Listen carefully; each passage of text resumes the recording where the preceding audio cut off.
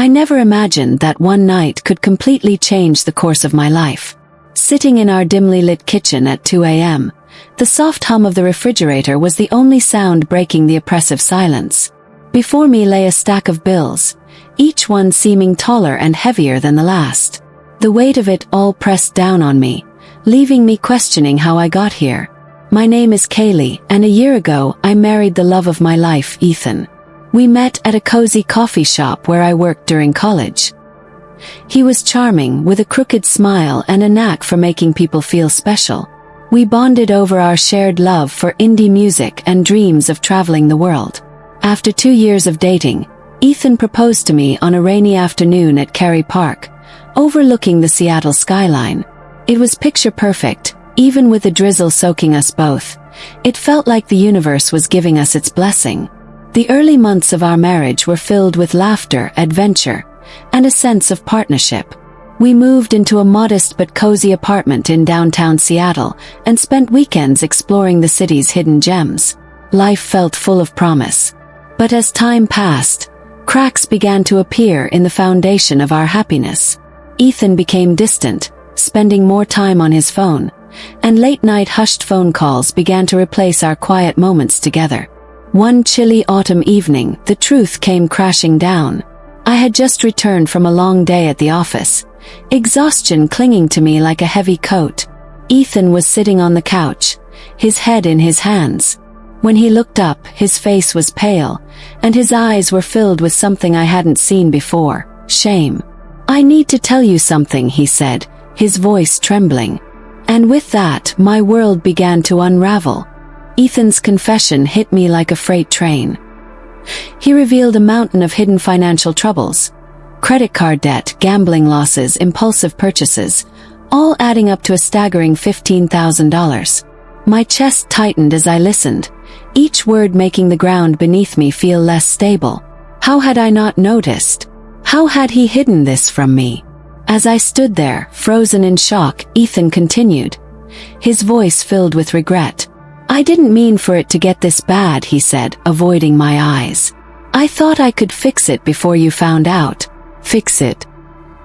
He hadn't just kept secrets. He had buried me in them. That night, lying awake beside Ethan, my mind raced with questions. Anger and disappointment churned within me, but another emotion cut through the chaos: love. Despite everything, I couldn't abandon him. I made a decision. We would face this together. I didn't know how, but I knew I couldn't give up on the man I loved. The next morning I sprang into action. I scoured financial advice forums, created meticulous spreadsheets to track our expenses, and started brainstorming ways to bring in more income. I picked up extra shifts at work and began freelance writing on the weekends. My days blurred into long hours of work, sleepless nights, and relentless budgeting. Ethan, to his credit, apologized repeatedly and promised to do better. He claimed he would find a better job and cut back on spending. But as the weeks turned into months, his efforts began to wane. There were always excuses. The job market was tough, unexpected expenses came up, or he needed to maintain appearances for networking. I sold my prized possessions, including a rare first edition vinyl record collection I had spent years building. My weekly yoga classes, my one indulgence, became a luxury I could no longer afford. Every dollar went toward reducing Ethan's debt. I told myself it was temporary, that soon we'd have our fresh start. But deep down, the weight of doing it all on my own began to take its toll. As our friends noticed our absence from social gatherings and weekends away, I found myself increasingly isolated. Each sacrifice, each sleepless night, made me question if this was really what love was supposed to feel like. Months passed, and the weight of our financial situation grew heavier, despite the progress I was making. Ethan's promises of change seemed hollow. While I worked tirelessly, sacrificing everything I could, his contributions felt minimal. He wasn't dishonest anymore, but his efforts lacked urgency, leaving me to bear the brunt of the burden. One evening, after another long day at work and a freelance deadline looming, I sat on our couch, exhausted. Ethan handed me a cup of tea, a small but rare gesture that briefly softened the resentment bubbling inside me. "You've been amazing through all this," he said, his voice gentle. "I don't know how you do it." I managed a tired smile. "Because I believe in us," I replied, though the words felt heavier than they should have.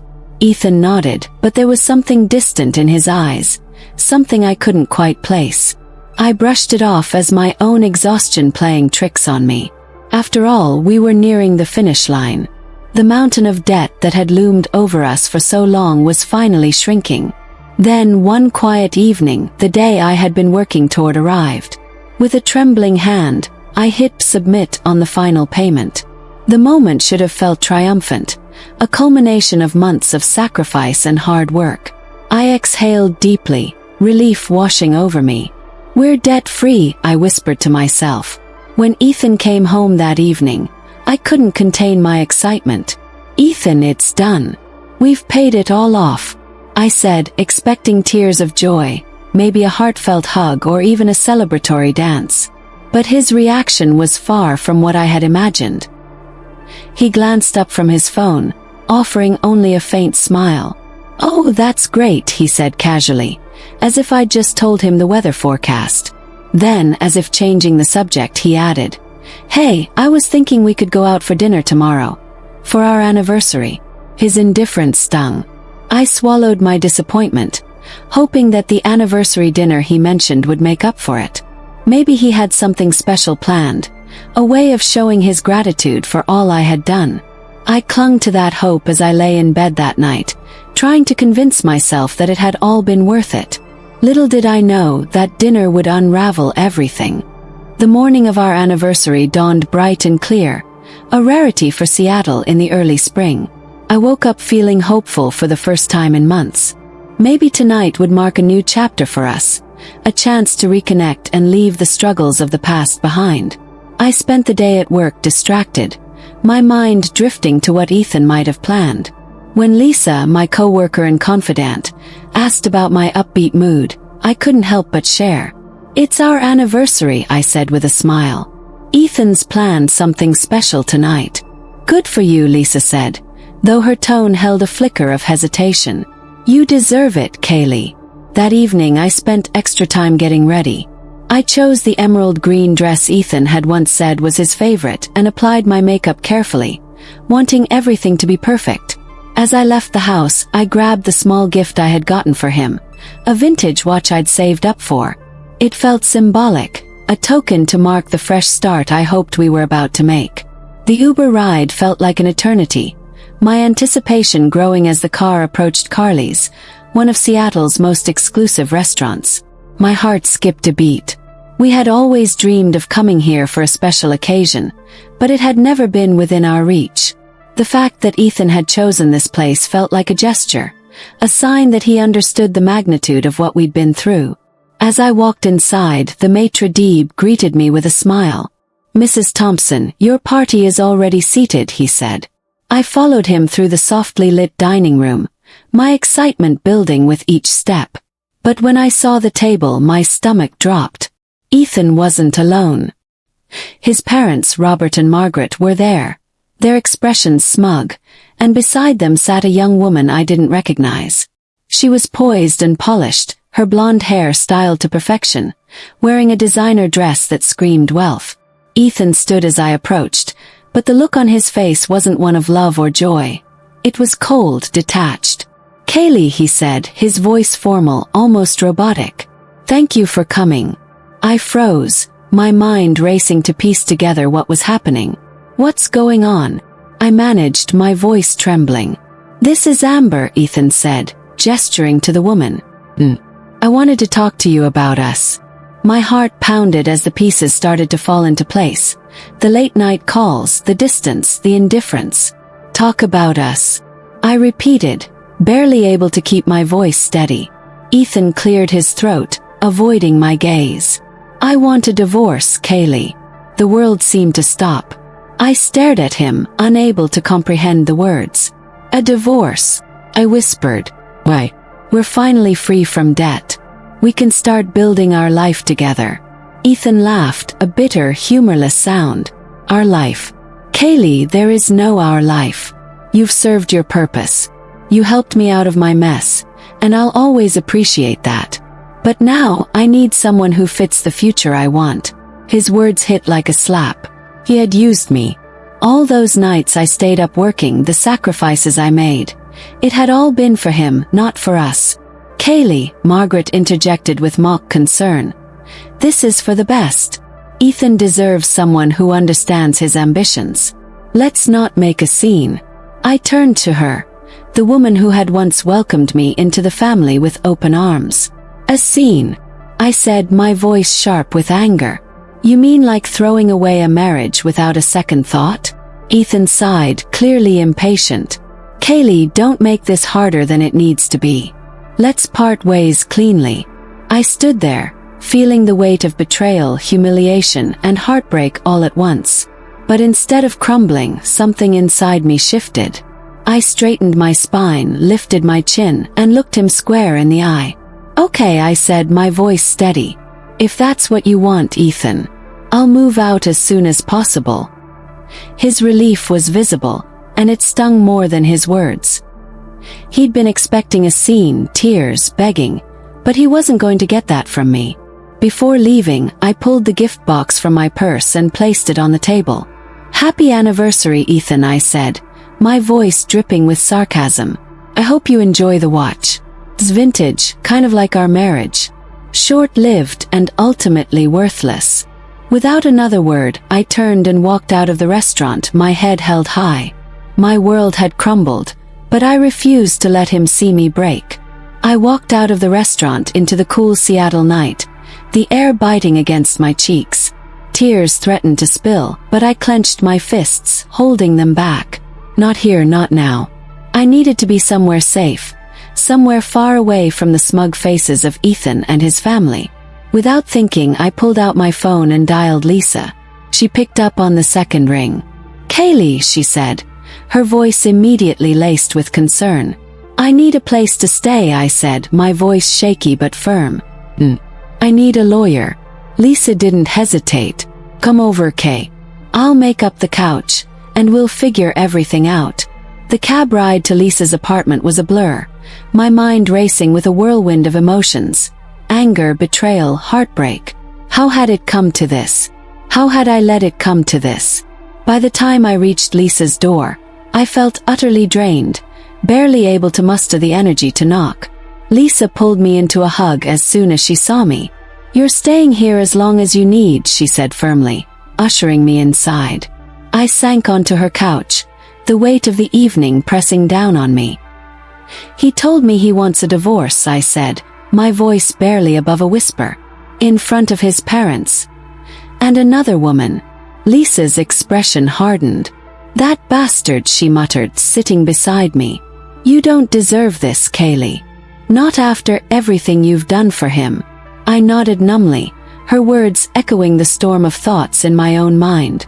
I don't even know where to start. He's already moved on, Lisa. Like I was nothing. Lisa reached for my hand. You start by taking care of yourself. You're stronger than this, Kay. And I know a great lawyer who'll make sure Ethan doesn't get away with anything. That night, as I lay on Lisa's couch staring at the ceiling, I made a promise to myself. I wouldn't let Ethan or his betrayal define me. I'd fought too hard, sacrificed too much, to let it all go to waste. This wasn't the end. It was the beginning of something new. And this time it would be a life built for me by me. Tomorrow I would call the lawyer. Tomorrow I would start reclaiming my life. The next morning, sunlight streamed through Lisa's apartment window, illuminating the small but cozy space. I sat at her kitchen table, clutching a mug of coffee, my mind buzzing with a mix of exhaustion and determination. Lisa was already on the phone, working her network to connect me with the best divorce lawyer she knew. Her name's Sarah Chen, Lisa said, hanging up and turning to me. She's brilliant, and she doesn't back down. You'll like her. I nodded, grateful but still unsure of what to expect. My emotions were raw, and the idea of facing Ethan in a legal battle filled me with dread. But I knew this was a fight I couldn't back away from. Not anymore.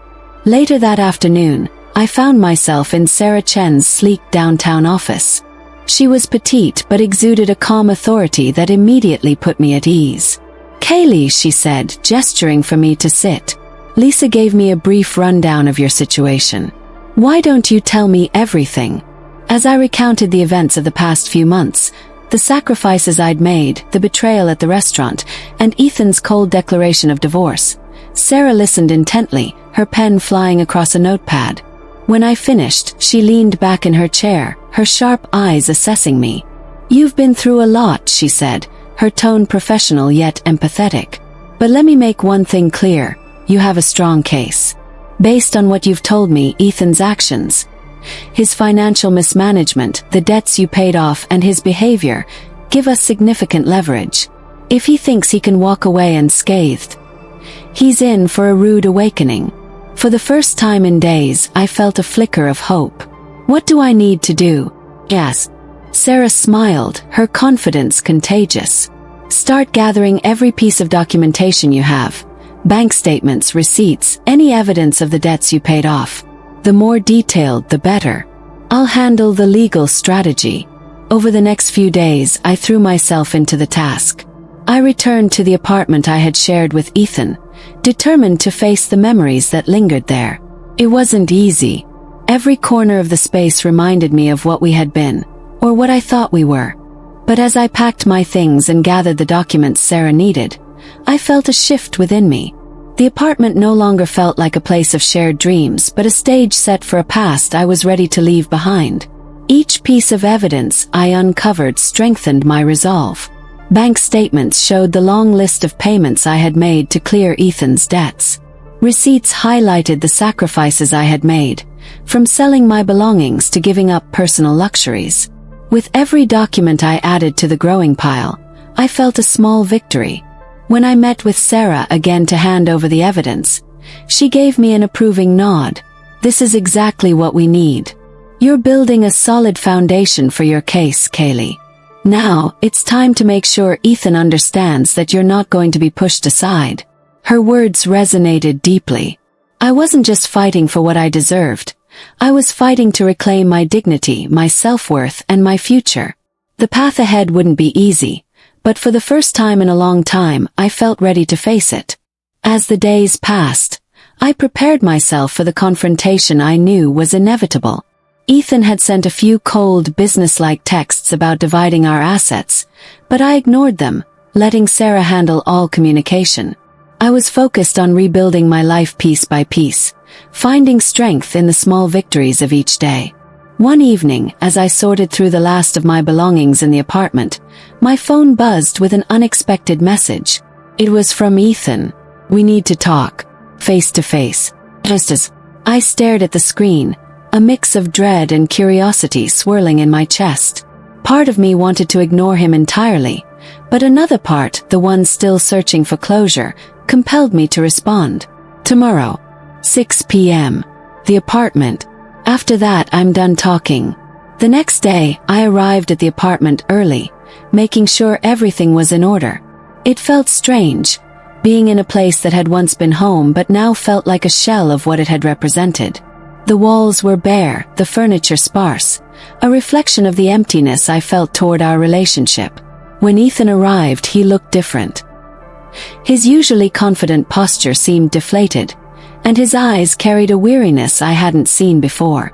For a moment, I wondered if he felt any regret, but I quickly pushed the thought aside. This wasn't the time for sentimentality. "Kaylee," he began, his voice hesitant. "Thanks for agreeing to meet." I nodded, keeping my expression neutral. "What do you want, Ethan?" He shifted uncomfortably, running a hand through his hair. I think we got off on the wrong foot. Things have been complicated." I let out a bitter laugh, crossing my arms. "Complicated? Is that what you call it? You used me, Ethan. You let me pay off your debts, sacrifice my dreams, and then tossed me aside the moment you didn't need me anymore. That's not complicated, it's cruel." He flinched at my words but quickly composed himself. "I never meant to hurt you, Kaylee. I was in a bad place. The debt, the pressure, I felt trapped. And you thought the best way to handle that was to manipulate me and move on with someone else? I shot back, my voice steady but sharp. Ethan, you didn't just hurt me. You betrayed everything we built together. He looked away, unable to meet my gaze. We made mistakes, big ones, but I'm trying to make things right now. Is that why you're here? I asked, my tone cold. To make things right? Or are you just trying to cover your tracks because you know what's coming? Ethan's head snapped up, his eyes narrowing. What are you talking about? I leaned forward, my voice quiet but firm. I know about the embezzlement, Ethan. I found the records. You didn't just betray me, you broke the law. His face paled, and for a moment, he looked genuinely panicked. Kaylee, you don't understand. I didn't have a choice. You always had a choice, I said firmly. And you made yours. Now, you'll have to face the consequences. For a long moment, we stood in silence, the weight of my words hanging heavy in the air. Finally, Ethan let out a defeated sigh, his shoulders slumping. Is this it then? He asked quietly. Are we really done? I met his gaze, my voice unwavering. Yes, Ethan. We're done. With that, I turned and walked out of the apartment, leaving him standing alone in the empty space. The door closed behind me with a satisfying finality, and as I stepped into the cool evening air, I felt a weight lift off my shoulders. This was the end of one chapter, but the beginning of another. Whatever challenges lay ahead, I knew I was ready to face them, alone but stronger than ever. The weeks following that final confrontation were a whirlwind of activity and emotion. The divorce proceedings moved forward, and with Sarah's expertise, I secured a fair settlement that acknowledged my contributions and sacrifices. The evidence of Ethan's embezzlement had shaken his case, leaving him little choice but to comply with the terms we presented. Once everything was finalized, I focused on truly reclaiming my life. I moved out of the apartment we had shared, leaving behind the painful memories that had clung to its walls. My new place was small but filled with sunlight, a fresh start that felt like a reflection of the person I was becoming, someone strong, independent, and ready to embrace the future. I also rediscovered passions I had neglected during my marriage. I signed up for art classes at a local studio, hesitantly picking up a paintbrush for the first time in years. What started as a simple hobby quickly became a lifeline, a way to channel my emotions and find joy in creation. Each brushstroke felt like a step toward healing. One evening, as I was organizing my small studio, Lisa called. Kay, you won't believe this, she said, her excitement contagious. There's an art gallery downtown hosting an open exhibition for local artists. You should submit something. The thought terrified me. The idea of putting my work out there for others to see felt vulnerable and intimidating. But Lisa's encouragement was unwavering. You've come so far, Kay. You've been through so much. Your art tells that story. Why not share it? I decided to take the leap. I submitted 3 pieces, each one representing a different phase of my journey. The chaos of betrayal, the struggle of rebuilding, and the hope of new beginnings. To my surprise, the gallery accepted all 3 for their upcoming exhibition. On the night of the opening, I stood in front of my paintings, surrounded by strangers who were moved by my work. Their comments and interpretations reminded me of how universal pain and healing truly are. The vulnerability I had feared became a connection, a reminder that we all carry stories of resilience. As the evening drew to a close, I found myself stepping outside for a moment of quiet reflection. The cool breeze carried the faint hum of city life, a comforting backdrop to my thoughts. For the first time in what felt like forever, I felt a deep sense of peace. I wasn't just surviving anymore, I was thriving. The choices I had made, the strength I had found within myself, had led me to a place of genuine happiness. My story wasn't over, but this chapter was a triumph. And as I looked out at the city lights, I knew one thing for certain: the best was yet to come. In the end, I realized that my journey wasn't about what I had lost but what I had gained: strength, independence, and a newfound sense of self. The pain of betrayal had shaped me, but it didn't define me. I turned my struggles into art, my passion into purpose, and my resilience into a quiet triumph. Standing on the balcony of my new life, I knew one thing for certain. The best stories are the ones we write for ourselves, and mine was just beginning.